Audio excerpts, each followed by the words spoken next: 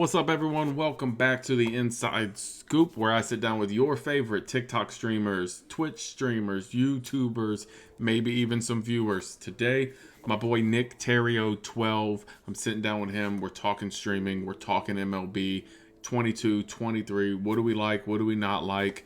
And we're just getting into a little bit of everything, guys. So buckle up. This is a very fun episode. And boom, let's just go get into it.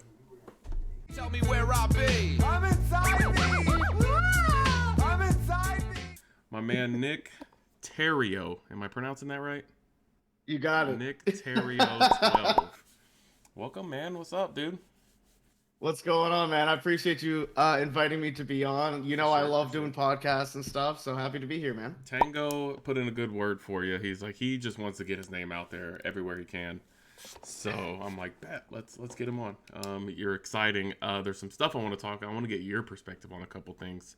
Yep, But first, just tell us about the man behind the channel. Tell us about Nick. Well, my name is NickTheriault12. Pretty basic username. You know, it's been like my Instagram handle, Snapchat handle, pretty much like ever since I've got onto those applications and whatnot. So it's not, you know, too original. It's not like, you know, like a fun name like that other people in the community have or anything. You know, just pretty basic. But yeah, my name's Nick. I stream on Twitch. I post clips regularly over on YouTube, TikTok, Instagram. I try to get my name out there as much as I can. I stream a couple times a week. Bruh. And you know, I'm all about positivity. And, you know, mental health is a very important thing for me as well. Trying to break that stigma and, you know, get that conversation going with other people as well. You know, just overall being a good person in the community. And that's what I try to be, along with having some fun and, you know, enjoying MLB The Show as much as we can. For sure, for sure. We're going to get into some MLB because you said as much as we can. And I like how you put that. But let's talk streaming. So you were like an avid viewer for a while, for a lot of the MLB guys. Yeah. For a while, right? So when did you decide you wanted to stream? Well, I first decided I wanted to stream. Well, I didn't really decide that I wanted to. I used to do a podcast called the Diamond in the Rough podcast. You must have heard about that podcast before, like with Tango and NMR Sports and all those guys. I did that with him and Mick Miller 42, and I bought like a whole PC setup and a monitor and everything like that, so like it would be easier to record because I used to do it off my phone. You know, not the best experience, but I did end up with the PC and everything. And you know, just from there we recorded a couple episodes, and you know, they kind of talked me into streaming, and you know, I decided to do that in March and haven't looked back ever since. So you started March of 21? March of 20. 22? Yes. Yeah, March of 21. Yep. Okay, so you've been streaming for almost 2 years now. Almost 2 years, yeah. I didn't realize it'd been that long. Yeah, time flies, man. So It really the does. one thing I noticed about your channel is you've kind of blown up. I mean, not the biggest streamer out there, none of us are, I don't think. But you kind of just came out of nowhere, and you're just like a fucking rocket ship. What do you think has helped you the most as far as growing as quickly as you have so far? You know, just being positive and just, you know, just being genuine and trying not to put on like a fake face like a lot of people do. Like not with streaming or anything, but like just in general in the world. Just trying to be like positive and genuine with people. You know, providing fun conversation and you know, just talking with other people, getting to know them and stuff. Because ultimately that's all people on the internet want, is just, you know, people to get to know them if, you know, if they don't have a lot of friends in real life or anything like that, trying to make connections and stuff on the internet. And I've absolutely done that a lot over the past couple years. I've even met a couple of Twitch streamers IRL and everything, like Pseudo. I hope to meet Tango someday IRL. And, you know, just a bunch of other people as well. And I think that's probably the number one thing Um, along with like a little bit of luck with like raids and stuff like that, and just being consistent as you can be with streams and stuff as well. Yeah, no, consistency is key for sure. It's a tough thing to do, especially if you have a day job, if you have a family, if you have kids, if you have other responsibilities going on in your life, all of which I do not have except for a day job. Gotcha. What do you do? What do you do for outside of stream for work? I work as a painter for custom home builder Okay. in my city. Nice. I used to do Yeah. some painting on the side. Okay, yeah. I wasn't Yeah. like working for anybody. My buddy was a general contractor, and he'd be like, "Hey, this lady Yeah. needs her house painted. You want to make $500?" Oh, okay, nice. And I'm Yeah. like, "Yeah, I'll go make 500." I had to like pay for everything up front, and then I would get the money back when I finished. Yeah, Yeah, it's not bad work. It's pretty good. It just makes for really tired end of the days whenever Yeah. you get home and everything, of course. See, I didn't have any of my own equipment, so I didn't have any like sprayers or anything like that. So I'm Oh, all day, man. gotta I get the was rollers and everything. rollers, and I'm like cutting around like windows, and I don't want to do this shit anymore. But I was working at Home Depot at the time, so it was better. Okay, I yeah. was making more in one day painting than I would in 2 weeks as a person at Home Depot, I guess. Yeah, people pay a lot for painters and stuff. I've Yeah. noticed recently. No, I definitely, especially here, like the price of everything is going up. So, Mhm. like all these new houses are getting built. So we live on the edge of the subdivision. So literally directly behind me right here is just a road, and then there's just nothing but land behind me, and they're building houses there now. And I'm like, man, it was like icy and like rainy the last couple of days. They were still out there working because they're getting paid. Yeah, see, like that's the thing with like general labor workers and like construction workers and stuff like that. There's no matter the weather, there's no days off. I've learned that over the past couple months, like with the bad storms that we've had. We just like everybody else, oh my god, work from home, or work's canceled, don't come into work today, or like people work in schools and stuff, schools closed, And and then there's me who's getting up at 5 a.m. Woo. you're in Canada, right? Yeah. So you're gonna Yeah. laugh at this. It was 32 degrees outside, and we shut the fuck down. Like just shut down. Texas was no, we're not going anywhere.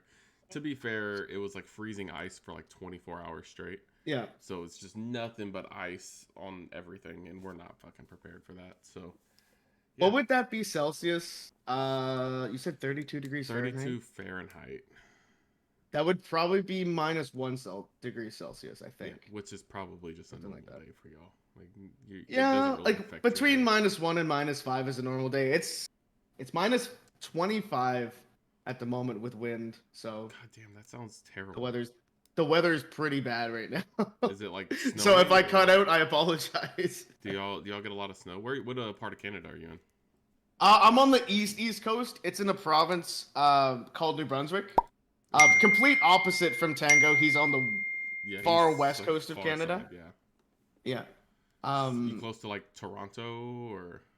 Toronto. I'm about 12, 13 hours away from Toronto by car ride. Takes 2 hours by plane. So Okay. we're somewhat close, but kind of not at the same time. Yeah. I get that question all the time. From talking to you and Tango, I've learned that nothing is close to anything in Canada. So No, it's Canada's so it's big. pretty. Yeah, it's huge. Like it's pretty much all land, except for like the big cities like Calgary and Edmonton, Vancouver, Toronto, Montreal. So what's the closest big city to you? Closest big city, I would say Montreal. Okay. Like 7 hour drive. What's the closest like professional MLB team? Boston. Oh wow. See, the 6 hours. Tango's is Seattle. Y'all aren't closer Yeah, to like, it's New York? it's Boston for me. Isn't New York more? Maybe I don't know geography in the United States, but isn't New York above Boston? You idiot! I think no, New York is. I think it's 3 hours south of Boston. Yeah, you're probably right. So I think I'm New gonna York take your State word would for it. be 9 hours, and then New York City would probably be like 10 or 11. Yeah, the trend of this podcast has been me asking stupid ass questions like where's Boston, and I live in the United States. So, hey, okay, you catch any Red Sox games? Oh yeah, I've been to Fenway like 2 or 3 times, and it's such a nice ballpark to go to, man. It's It's the top of my you know list of all the ballparks I history wanna and go to. stuff, the Green Monster. Um, like I've been there when I was very young, so I don't remember a whole lot of it, but like the things that I do remember is just mind blowing. That is Especially as a kid. yeah, top of the It's list of awesome. stadiums I want to go to for sure. Oh, Yeah, 100%. I would that also and love to go to Wrigley would be a cool one. Wrigley would be amazing. Um, I really want to go to Oracle Park in San Francisco. That would be a cool one. I'd want to be one of That's those always been a people. top three. I would want to be like in a kayak in the bay, right, Yeah. right there outside of, or right over the right field wall. Yeah, and then just hope that that's the day that there's a ball hit into McCovey Cove. Yeah, exactly. Just That'd be wicked. I That'd be so wonder if wicked, man. I'm assuming they have some sort of screen on the wall that people can watch the game while they're in their kayaks.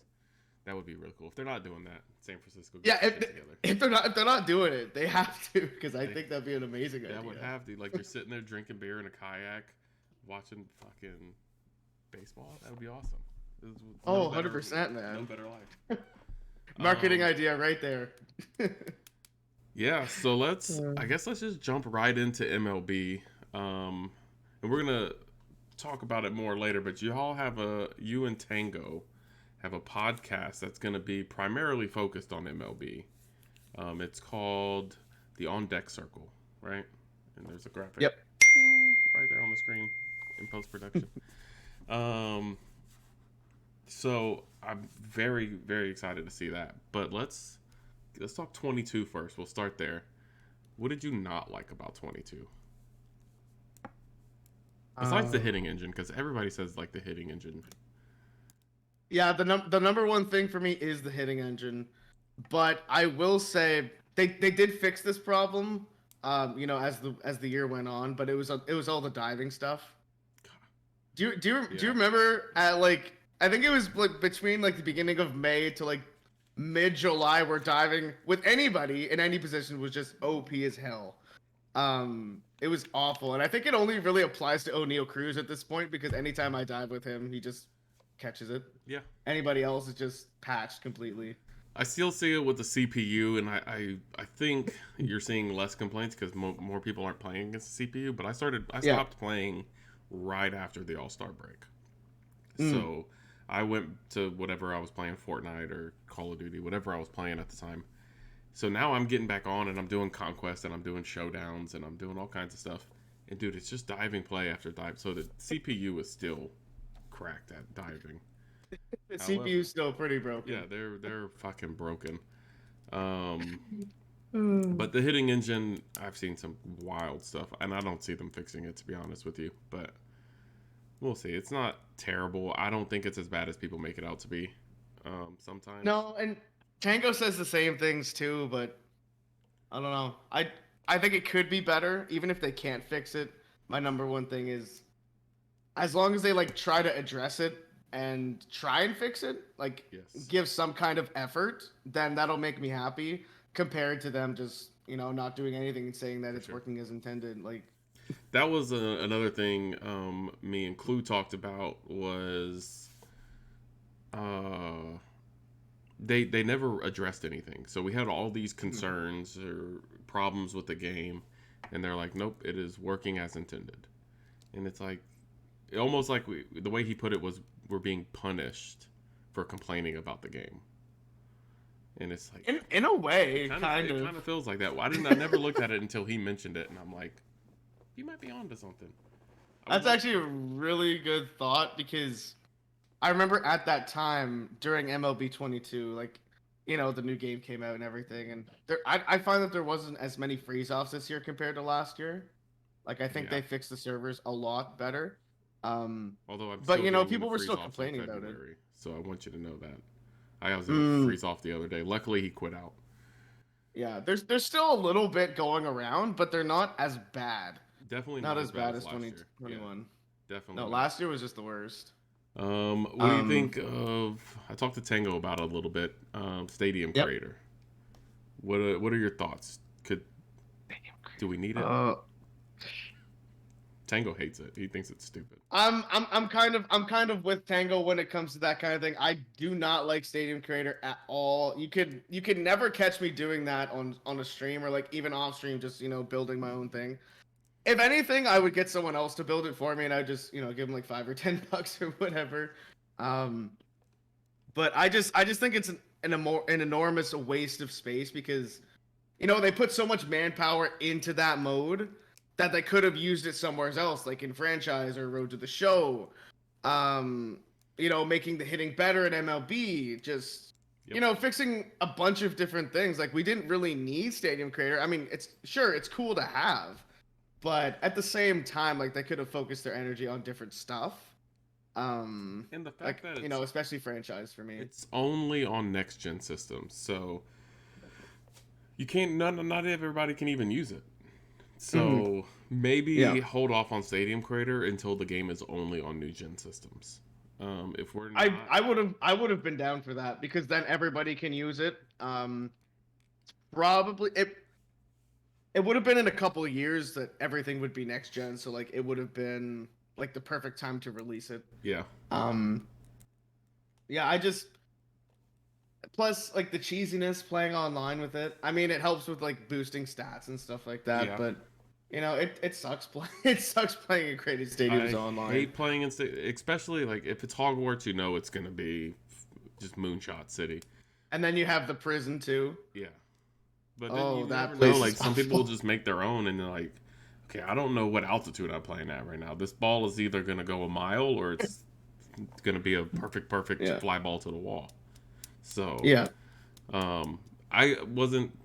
got some pros to it. Like as a streamer playing in a created stadium, you can promote your stream in the stadium. If you can make a cool enough stadium, people will go download it and they'll promote for you because now your shit's still there. So exactly. I made one with a pirate ship in right field, and I had to build the pirate ship out of like the floor pieces. It was crazy, but it looked cool, and it had like a jumbotron as the flag for the pirate ship. That's awesome. I put a lot of fucking work into that one. It does take a lot of work. Yeah, I tried it myself like when it first came out, and I don't know, I'm just not good with navigating stuff on that menu, and I was like, no. After like 3 hours, I scrapped the whole project. I'm like, nope, I can't do this. So usually what I'll do now is I'll take one of the pre-built ones, remove some stuff, add a couple things, make it my own. That's a good idea. Just play with that because it's really hard too. And I hope if they keep Stadium Creator in, I hope they fix this. But the stands don't wrap the wall very well, so there's always gaps. And I'm OCD, and that shit doesn't work for me. Like I cannot. Yeah, it bugs me too. I cannot have this. So like I would have to fill it in with like trees or something just so it didn't bother me. But now you got fans that are sitting behind trees that can't see the fucking game at all. I care about the fans that I'm building the stadium for too, which is weird. But still, I don't know, man. They could do a lot more with it, but at the same time, you could take those resources and put them into co-op, for instance, which has huge upside potential for co-op. The co-op. What do you? I saw that face. What do you think about co-op? I'm one of those guys in the community who loves co-op because, it gives you a chance to play with your viewers. Instead of just doing follower friendlies and stuff like that, like one game at a time, it gives you the chance to play like 6-9 inning game with at least 2 of your viewers if you'd like. And I really like it. It's a good idea for content, for streams, for collabs on YouTube and stuff like that. I know you and Tango have done his series on YouTube. It Takes Two to Tango. I love that video, by the way. That was a fun video. I just love his content in general. He's got great editing skills and everything. But like co-op can be great for the community, but they gotta fix up the servers when it comes to 3v3 and like finding opponents and stuff like that. It also could be just because not a lot of people are playing the game at this point. But add some co-op rewards, give people incentive to play, allow like the cards that you use in co-op to have like be able to gain PXP, because I think that would be great too. It just, Yeah. give people more of a shot to play co-op. And a big thing for me is co-op friendlies. I only really recently thought about this. Just get your community more involved. Like if you want to do tournaments, if you want to do like leagues or something like that. I think that could definitely be beneficial for the community as a whole. Um, that's really all my thoughts on co-op. I really like the mode. It's a lot of fun. Like when the game's dead, like right now. Yeah, co-op would be Not blowing up right yeah. now. Oh, I absolutely. Like it's played fun to play now, but like because after I did the two to tango with Tango, I played with Kuznick. Me and him did co-op, and we were just kind of messing around. I was like, "Hey, you want to play co-op?" I'm like really wanting to play MLB, but didn't want to like grind moments and anything. So we played, and we set it to All Star. I was like, I don't want to play on rookie. I can't hit the ball on rookie. And we couldn't find a game. And this is just 2v2. Couldn't find an All Star game. Set it to like any difficulty. And I was like, God, we're gonna get a Hall of Fame game, and we're gonna get smoked by whoever we play. And we ended up getting rookie and just destroyed him. So he hit. I sucked, but yeah, like make it a little bit better. I think there's some server stuff that they need to fix, but I really hope that rewards are in the game. They have to be in the game.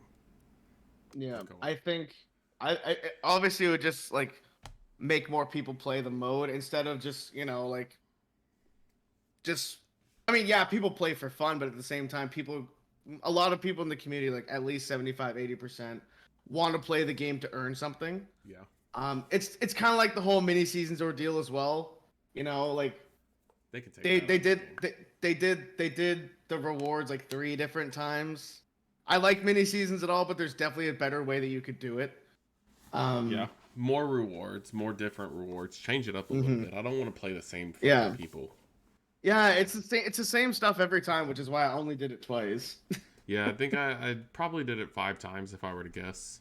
Just because the packs that you got from it it's hard to pass up, especially early on in the year. And I was doing no money spent for the first time this year, so I was like, God, these packs. Oh yeah, nice. for no money spent guys, and just people who like to play offline and don't play online at all. Like it's a great mode. Don't get me wrong, I love it, but like there are definitely a couple tweaks that they could make for it. Yeah. For sure. So, one thing for co-op, just going back to co-op, and I'd like your thoughts on it, but I think it would be really fucking cool if they did like a dynamic duo reward set. So, I'm an Astros fan, so say like you did one co-op program and the rewards were, let's say like a 95 Craig Biggio and a 95 Jeff Bagwell, or Carlos Correa and Jose Altuve. Players that play well together, or like father-son, like Vlad Senior and Junior, or Ken Griffey Senior and Junior. I think that'd be really cool.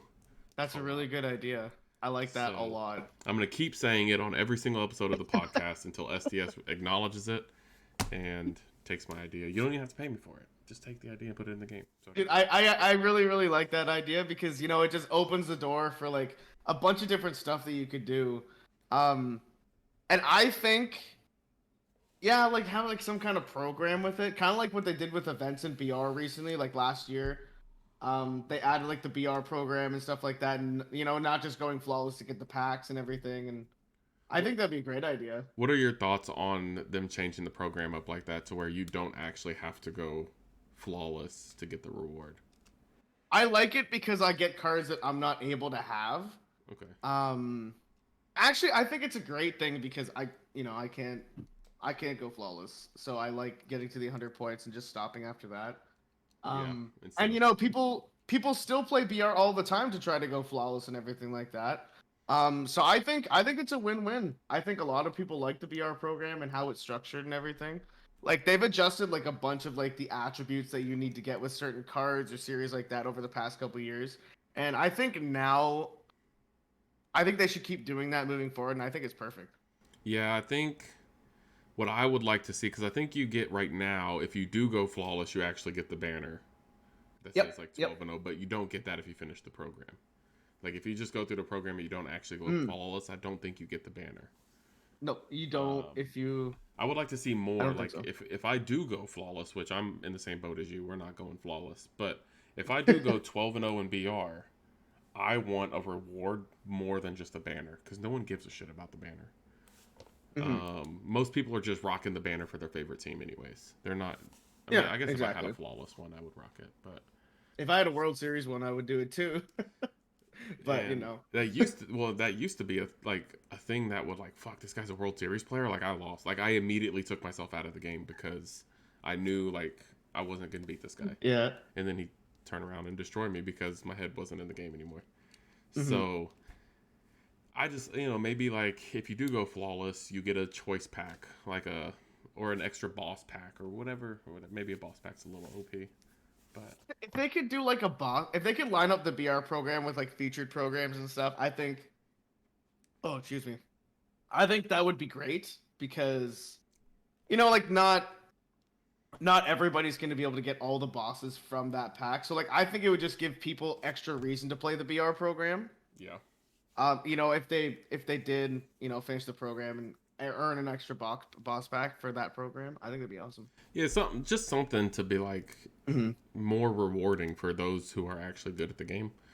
Yeah. Same thing with World Series. I mean, World Series I think is a little bit easier to get than flawless. Yeah, it definitely is. Like I've never actually pushed for it, but like I've got to like the 850s, but flawless is 100% harder. I don't think I've ever gotten. I've gotten to where you have to play on Hall of Fame. What is that? 800? 700s, 800s, yeah. Seven, somewhere in there. I've gotten there, and then I immediately lose, and then I go right back to where I was. I am an all-star warrior. I think is what Yeah. Tango calls it. Yeah, I'm a big all-star warrior Yeah. too. So, That's where I live. which is cool. I didn't play a whole lot of ranked this year. I probably played less than 50 games total on ranked. I usually play like 200 games every year, but like, I like I the just do it for like events. team builds and stuff. Yeah, the events. Ranked is a cool place to do team builds, which we're going to start doing maybe end of 23 because I'm starting to get all these cards that I didn't already have. So do like an Astros team build. I wanted to build off of what Tango was doing in It Takes Two to Tango and do what I'd call it double scoop. And it would be a 2-player co-op, but we use that person's, whoever's playing with me. So if it was you, we would use the Royals team build. Yeah, I just don't that's a have good. That's like it. the actual players to do that. And it's kind of hard too because you're facing all 99s and not all teams have these 99 players. So you're kind of screwing yourself. But Yeah, I saw I Slick I like Baker. I like the idea of doing all-time teams in co-op. Slick Baker's doing one where he's winning a game of co-op or playing a series of co-op with every team in the game. Okay. So Yeah. he's doing like a co-op run with every team in the game. I like that. Last I looked, he was at like 4 or 5 of them, so he had just started it. But so that's kind of those two ideas merged together. I'm like, okay, so play with a friendly, and then use their favorite team players and only their favorite Okay. team players. So I fuck with that idea. I like that. I think it's kind of cool. There's some cool team builds that you can get out there. Or do a mixture where they have to use Astros players. They have to put in Astros, and I have to put in theirs. I don't know. Still work in progress. But I hope co-op's still in 23 for sure because Oh yeah, it's good. It's one of the I better do things think that they're they've gonna added make a in the lot. last couple of years. Yeah, co-op. Yeah, I mean, I play it a lot because there's not a lot to do in the game. Like I played BR last night and I was gonna stream for like 4 hours, but I just couldn't because I couldn't take BR anymore. Yeah, no, BR is rough. I think I was playing the Moonshot event, like the Forever event, whatever it's called. Yep. And I'm like, all right, let's go do a BR run. I'm just kind of tired of this. Like, I'm just using the same players. I'm facing the same players. Like, let's go do the BR. And I think I went 0-2, and I shut it off. And I'm like, all right, let's go. Yeah. And now I think I'm doing the postseason program, the milestone program, and trying to get that 62 home run judge. Yeah, that judge card is pretty amazing. You mentioned the milestone. Is that the one with Cody Bellinger? Yeah. I think, Oh, that card's amazing. I don't remember what the last. He's like the second to last reward in the program. I think. I don't remember who the. Oh, the last one I think is Kershaw. The 99. Yes, yes, Kershaw. yes, yes. The was it called Goats and Ghouls, or was that something No, completely that's different? something different. Which is probably Okay. the next one I'm gonna do. I've already done all the conquests for him, Yeah. and I got a ton of packs. And I'm pulling cards now that 6 months ago I would have been stoked to pull. Like my wife was sitting there pulling packs. She pulled Aaron Judge in back-to-back packs, and I'm like, I pulled Trout twice last night and going for 10K each. I didn't pull Trout all year. I pulled him 3 times in January, and this is the lowest he's ever been. Like the only live series that's probably worth pulling now is Scherzer, and he's selling for like 32, I think. So Yeah, 25 to 32, something like that. somewhere in the 25 to 30 range for sure. Yeah, it's kind of sad how everybody's just dropped way down. Like it wasn't like this last year. Like they were still going for like a decent amount of stubs, like maybe 50,000, 60,000. Yeah, some of them like Trout's never been a quick sell, and he's a quick No, sell this year. until now. But yeah, so I wonder if the programs that they're doing with the new BR programs and the cards are just easier to obtain. Like, I wonder if that's what kind of killed the value of these cards towards the end of the game. It doesn't really matter because we're 2 months away from a new game. Mhm. But Yeah, I think balling out of control packs have something to do with that too. I think with those live need series. to go away. Those are the biggest waste of time. I said like the yesterday ball on stream. control packs. It gave me some good fun content when they first dropped, but like make them like exclusive like once every like 3 or 4 months. Don't like hand them to us on a silver platter. Yeah, now I because get then them the in every value of program. cards go way down. Yeah. So now you can get them in every program. I do like they have like these classic packs now that I've been getting, and then like the Legends of the Franchise packs, or like the Field of Dreams is another good pack. It was like Field of Dream Legends, and they have like different sets in there. I think those are pretty cool. So a lot of cool choice packs at the end of the year, which is just helping me fill my inventory. Like I just got the live series completion done yesterday. I just Yesterday? did the whole Okay. collection Yeah. for the 99 Randy Johnson, and the only reason I did it, I have no intention of actually using him because I probably won't play online for the rest of the year. I just wanted the points. He's a collection for the feature program. Yeah. So if you collect them, you get. I think he's like 50,000 or something. Yeah. So I was like, oh, Yeah. cool. I literally just finished that So yesterday. I went and bought Trout for the first time ever. And the only live series card I didn't pull this year was Otani. I've still yet to pull Otani. I think I've pulled everybody else. I pulled DeGrom like 3 times, Yeah. Scherzer 3 times. We've pulled Judge like 20 times this year.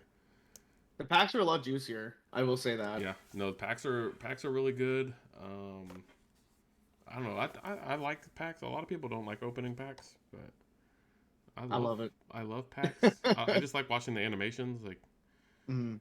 it's my favorite thing to do. Like, I got like 3,000 packs in my inventory right now, and I just don't want to open them.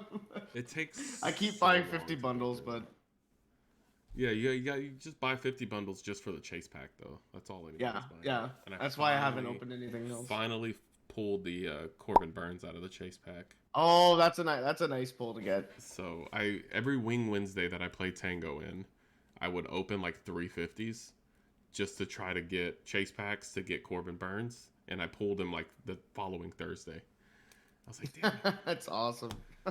So I wanted to use him against Tango to see how good Yeah. he is, but that's honestly the only time I ever play online is if I'm playing friendlies or co-op or Wing Wednesday.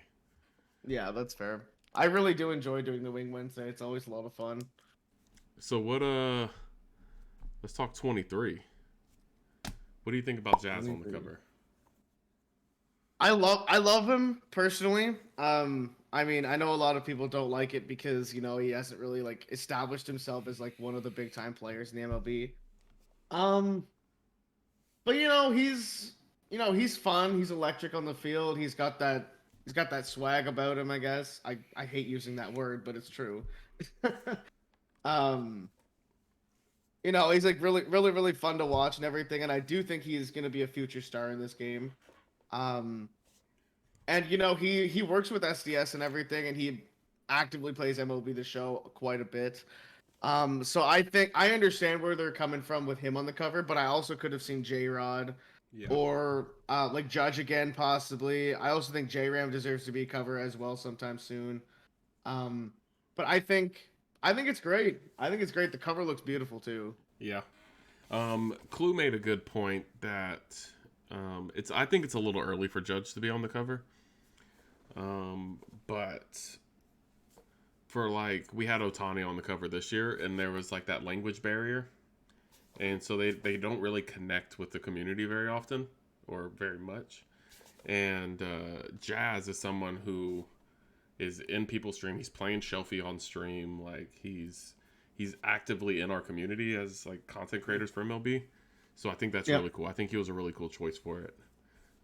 And yeah, I think personally, I what would else? like to see Jeremy Pena on the cover. Yeah, Jeremy Pena would have been a nice I option think too. it's a little early, but Jeremy Pena will grace the cover of MLB The Show at some point if he stays. Yeah, healthy. him and J-Rod both like at Yeah. some point within like the next 5 years, I'd say. They're exciting, which is great for baseball. It just means we have all these young, exciting players to watch.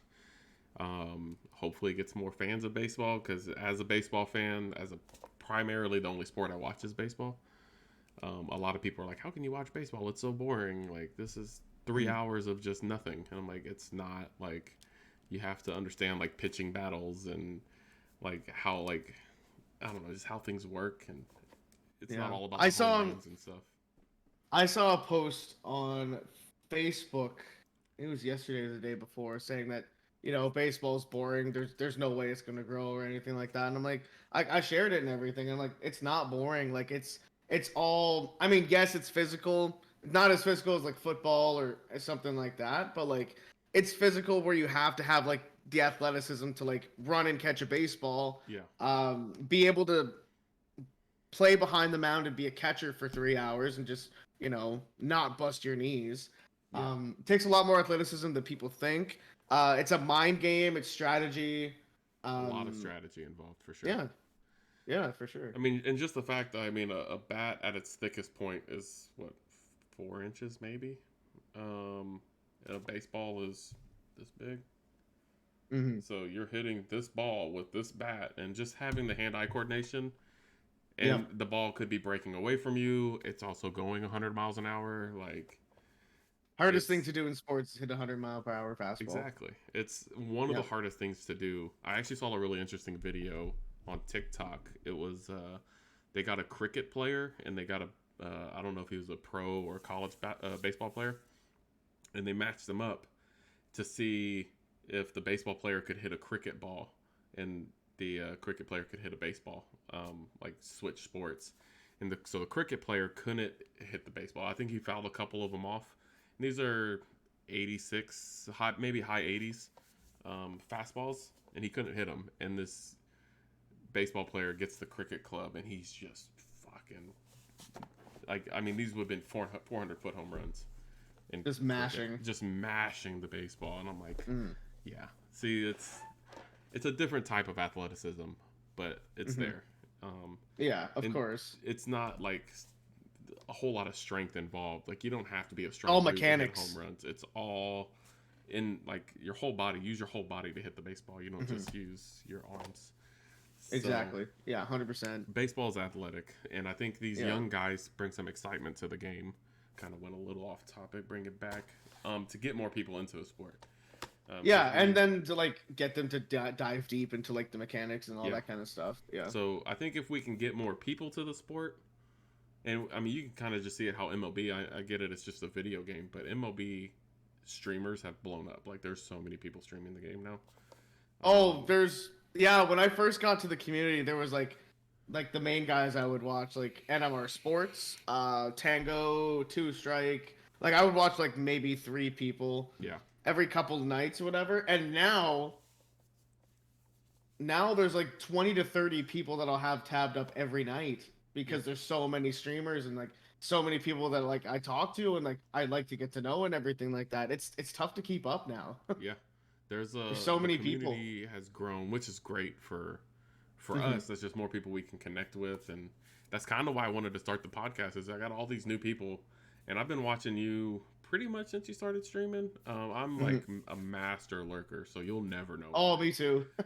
I'll be in people's streams, and there's only a few people that I'll actually engage with, just because I either want to play whatever they're playing with them, or I like talking shit.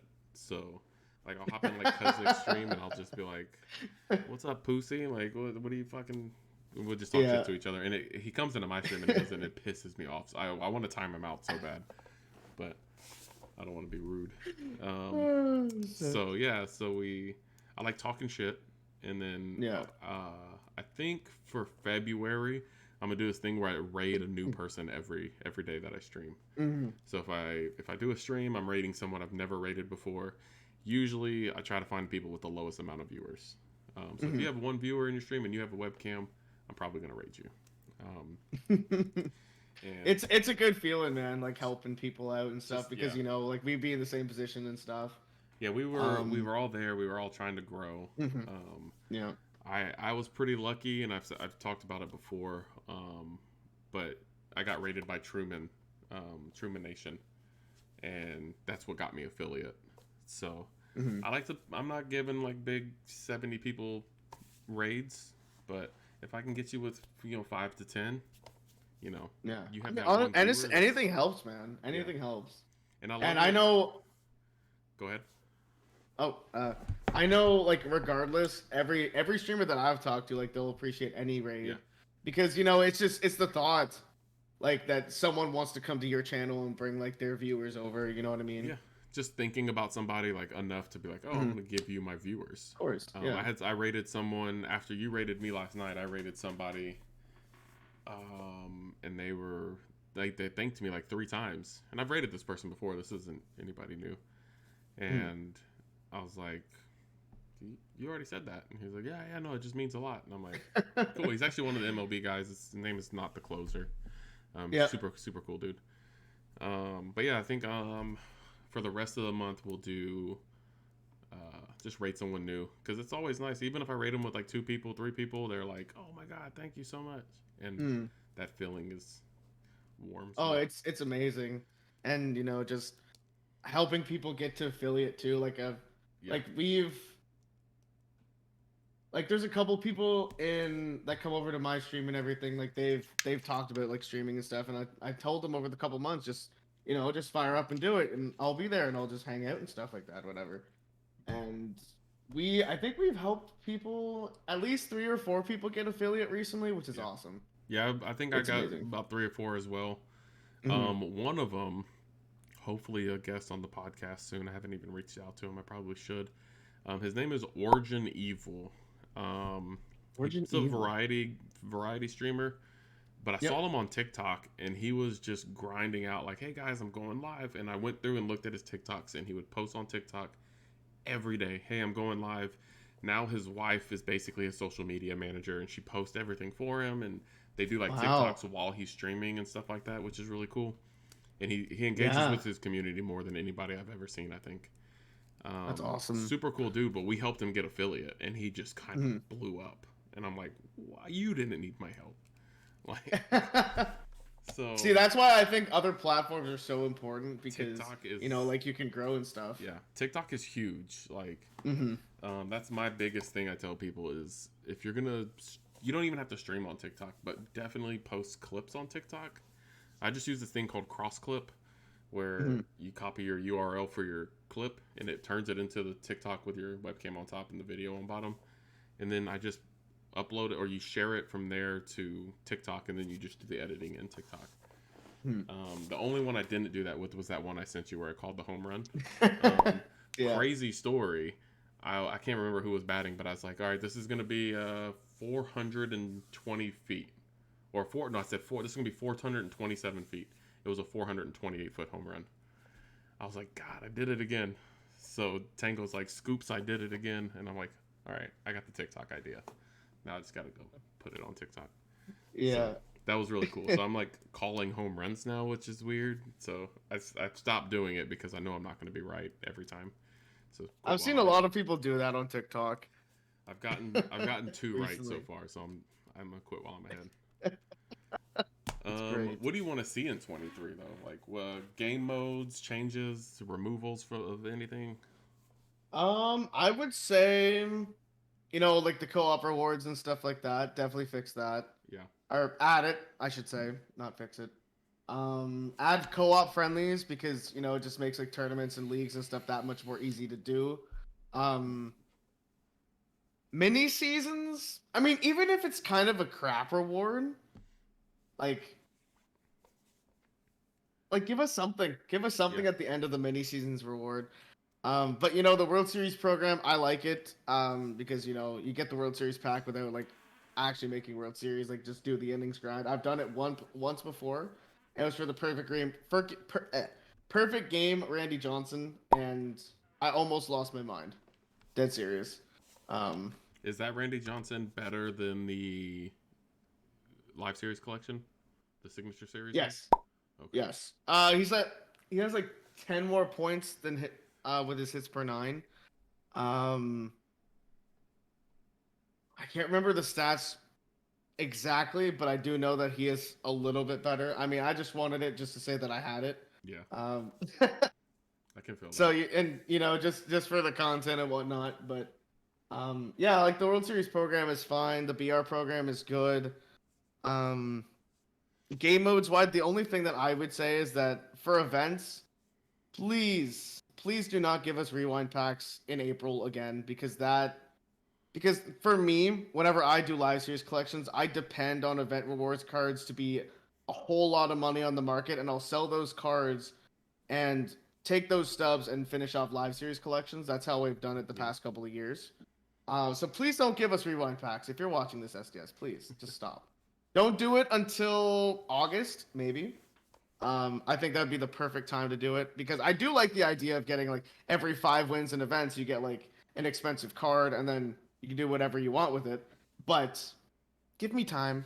Give me time to finish live series collections, please. Especially because I realized this year no money spent is achievable, and you can have a really good team without spending a single dollar. So I started playing MLB The Show 17, midway through 17. So I was playing Madden, and I was like huge into like MUT, and me and my buddy were just talking. We're like, dude, I want to play a fucking baseball game. Like, let's like what baseball games are out there? And we're like, oh, there's RBI. There's no like realistic baseball games. So we're like, wait, what about MLB The Show?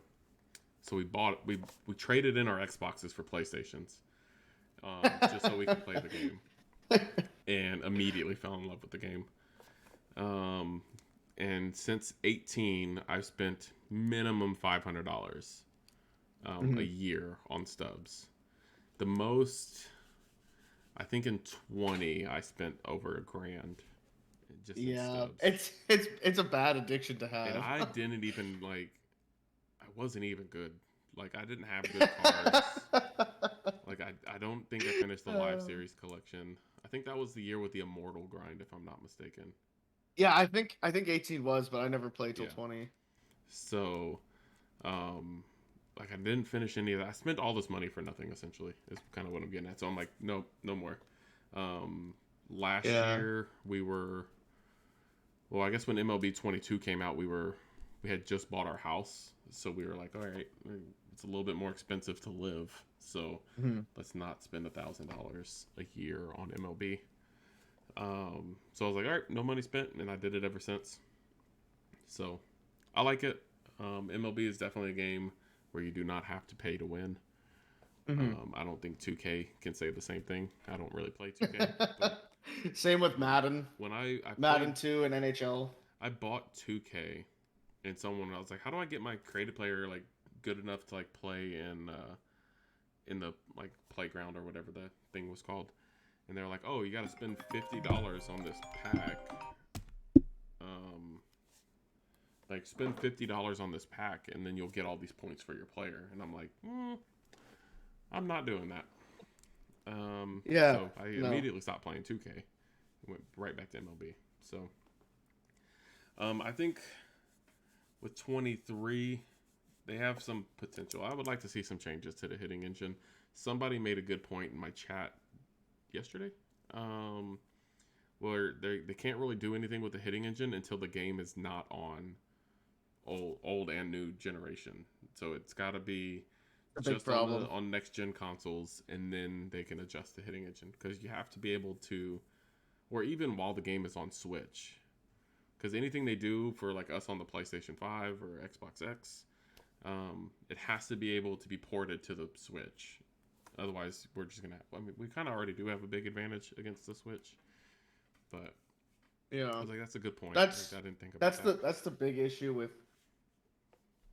the game is, like, having to accommodate for like the older Yeah, generations and stuff like that, and it just makes it so much tougher. Like if it was just next gen, it would be smoother. The hitting engine would probably be better, but then yeah, you have to adjust things for the older stuff and the Switch, and like if you adjust something for something else, then something's gonna go wrong. Like something's gonna change with the newer gens, and then everything's messed up.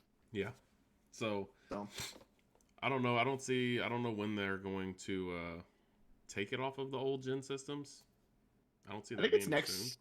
I think it's 24. Have they already said that? Like, do we know that for sure? Or I, it's I I'm just assuming. I I'm would. just I assuming, mean, but I would have been okay if it was done this year. yeah. New But gen I know a lot of systems are people all don't have available. access to it still. But like I see them in stores everywhere. Yeah, So they're in stores all over the place here. I went into Best Buy, and they, behind their like counter, they had a stack. It was like 6 of them, PlayStation 5s. And I was like, "Oh, are those all PlayStations that people have bought?" And they're like, "No, those are all for sale." And they're just like stacked up. They just keep them behind the counter. You yeah, go to like there's Walmart, Xbox Series X and S, PlayStation 5s everywhere. Like I went to the mall a couple days, or not a couple days ago, a couple weeks ago, just to check and see like what was going on or whatever, because I'm curious. And like in total, I probably saw like 15 to 20 PS5s and 15 to 20 Xboxes, like across like EB Games, Walmart, Best Buy, a couple other spots too. Like they're everywhere. I mean, people probably just don't want to spend, which I understand because they're expensive. yeah, But at the same time, I mean, yeah. it's all gonna be next gen soon. So Yeah. So I think you're right. It's insane that we're about a year out from next gen. I think end of this yeah. year, we any games released end of the year would be next gen only. Maybe starting with Yeah. like Madden or something. Yeah, I hope so at least because that would just make our lives on MLB a little bit easier, Yeah. like in regards to how it plays and everything. I mean, it goes back to Because once you Stadium tweak Creator something, too. then Like, you can't even do yeah, Stadium Creator unless you have a next gen system. So if they're going to expand, or they want to expand on Stadium Creator, it doesn't make sense to do it now when half your player base isn't even playing it. exactly. Yeah, So yeah. hopefully, That's why I always thought it was kind of a waste because not everybody has one, so why do it? yeah. So hopefully we see a Makes no change sense. to some change to the hitting. Hmm. I was early on a fastball or whatever it is. I was super early on it, but it went to right field. Like, it went oppo taco. It wasn't a home run. I was nowhere. I wasn't even on it. But it went opposite field, and I was early. I was like, how does that fucking make sense? And it wasn't like a foul ball. Like, it was a fly out to right field on an early, like a very early swing. So Hmm. that physically doesn't make sense. Like, it's physically impossible for that to happen. So Yeah. hopefully some changes to the physics of the game. I understand, like, Hmm. baseball, building physics inside of a baseball game can't be easy.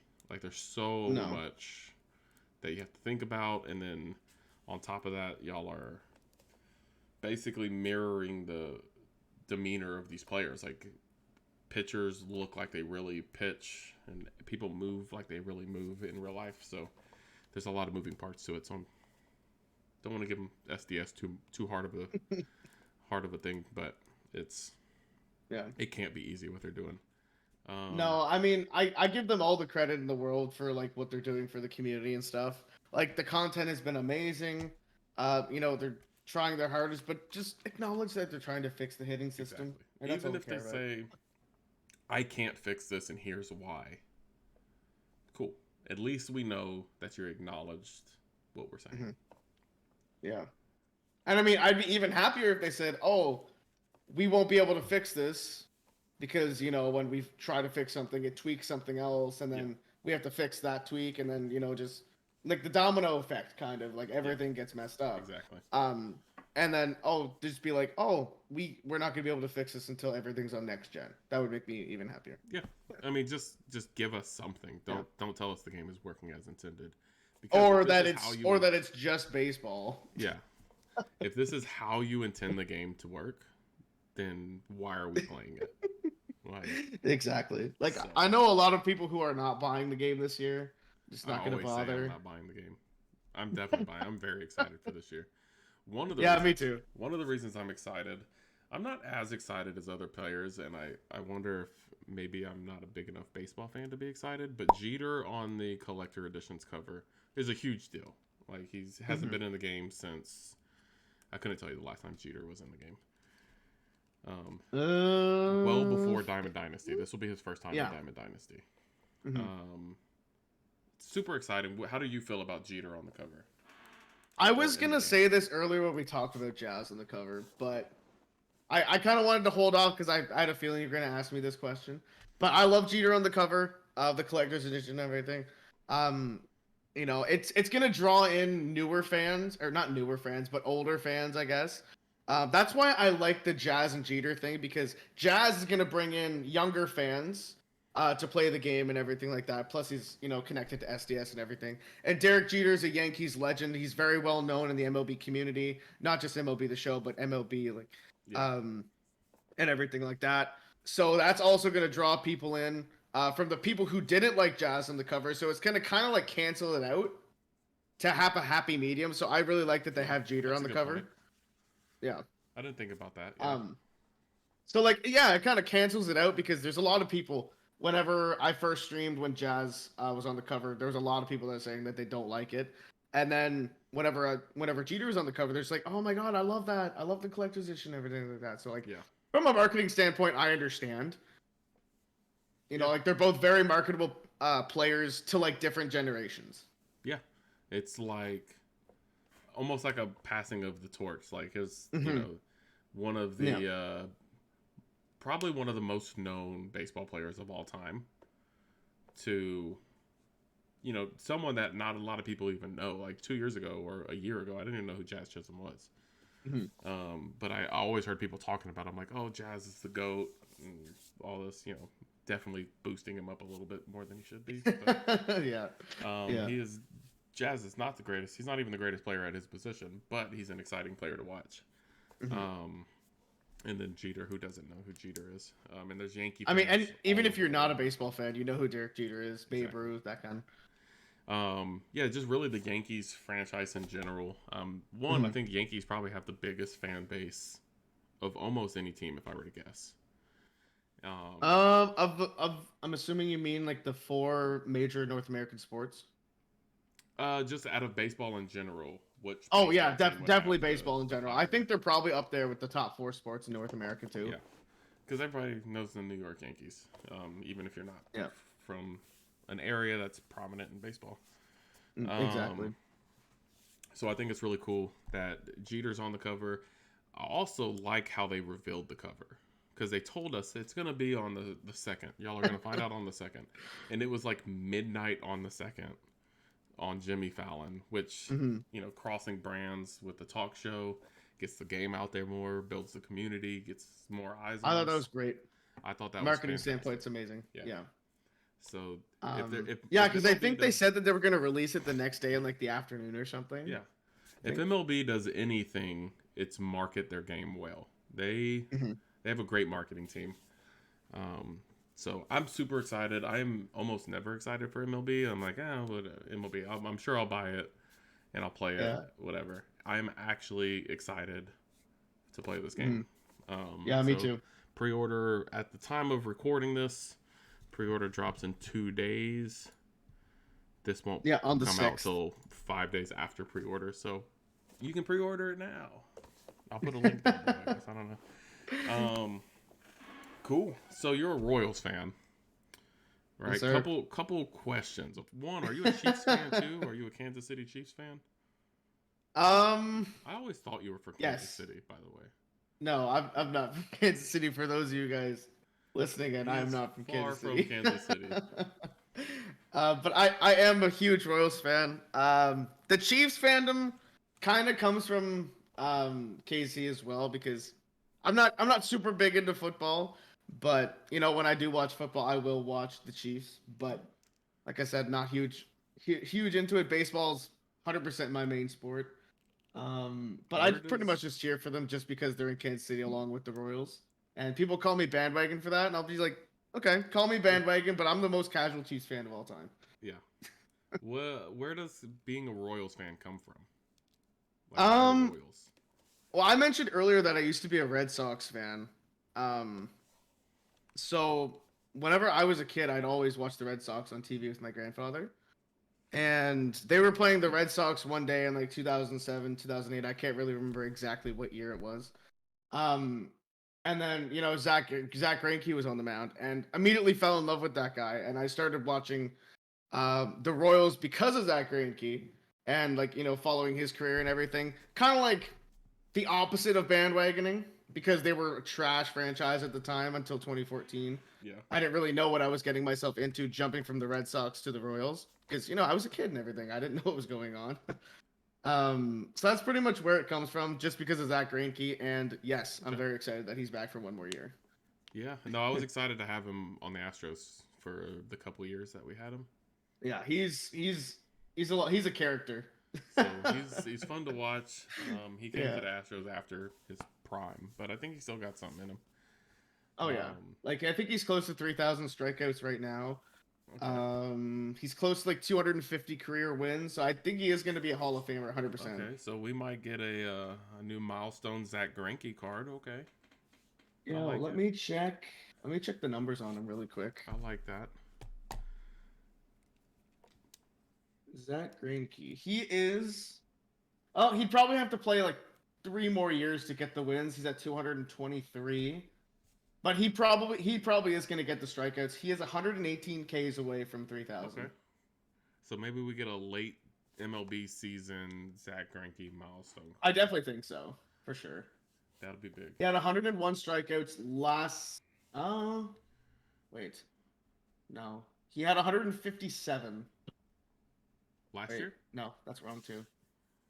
73 strikeouts last year. Sorry, Okay. I'm all over the place. And how many more does he need?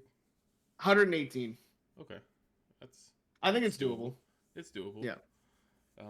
Cool. Well, shit, man. What else can we promote for you? I know you're on YouTube, TikTok. Definitely want to promote the On Deck Circle podcast with Nick and Tango.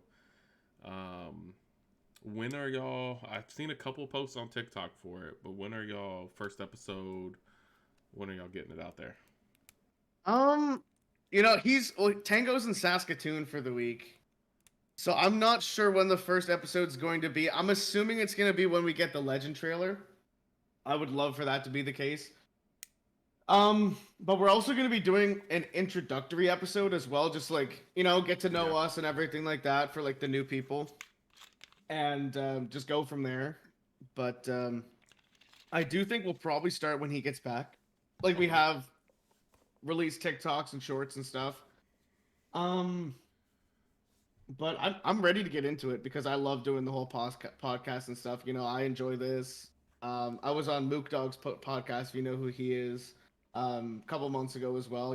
I've missed this kind of stuff and just talking MLB The Show and baseball and everything. It's definitely a big passion of mine. So I'm very excited to get behind the mic again, and hopefully we can get into that soon. Yeah, no, these have been really fun. You'll be episode 3, but you're the 4th one that I've recorded. Because I've recorded one in advance. But these have been really fun. So I'm gonna reach out to a bunch more people. See if I can get some of the bigger partners. I'm gonna just go for it. Oh, for sure. I'm sure if you asked Truman Nation, he would definitely be down because he's the kind of guy that would he loves putting out content. I think he is a full-time creator, and he loves to help the community as much as he can. So I definitely reach out to him for sure. Yeah, that'll be a cool one to do. He's definitely on the list. Yeah. But cool. Is there anything else we can promote here for you as far as any other social media or stuff that you're doing? I'm on Twitch, NickTheriault12, THERIAULT. Same username is on TikTok. YouTube as well, NickTheriault12. My Instagram, if you'd like to follow me over there as well, is TerrioGaming12. I couldn't get NickTheriault12 for some reason. And I think those are all my socials, all the On Deck Circle podcast. You can find us on Twitter at the On Deck Circle Pod and TikTok and YouTube as well with the same username. Cool. Yeah, I'll get all those links. You should be able to see them down in the description, as well as links to pretty much any content creator that we've mentioned in the stream, just to give those guys a shout out too. Cool, man. Well, I think that's all our time. We just over an hour, so that was good. So we'll leave it there, guys. Boom. Appreciate y'all hanging out. If you made it here, don't forget to click on that little heart button. Click that subscribe button for us. Thumbs up if heart. I don't know what it is on YouTube. Click it. Like and subscribe. I appreciate you guys. Make sure you go follow my boy NickTheriault12. I pronounced it right. Peace.